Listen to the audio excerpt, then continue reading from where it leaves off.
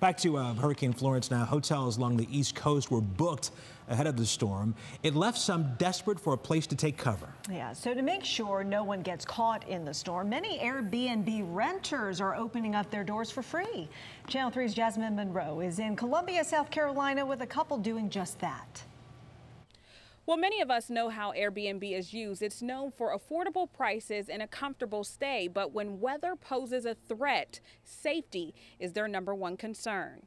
And so it's as simple for us as just clicking a button. Waived fees for evacuees. That's the promise from Airbnb. Many residents from the coast move inland to avoid Hurricane Florence. But due to the high number of evacuees, many hotels are booked, leaving residents with no place to go. We had to leave by noon on Tuesday, so from there we drove to Florence. But then the hurricane track changed and we moved over here to Columbia. We've waived what we would normally earn on this, but the company has as well. Brooke and Jason Chahowski have been members of Airbnb for 2 years now, and they say they're grateful to open their doors to those who may need help under these unfortunate circumstances. It's kind of a trust thing that we know that they're not looking just to take advantage of the situation.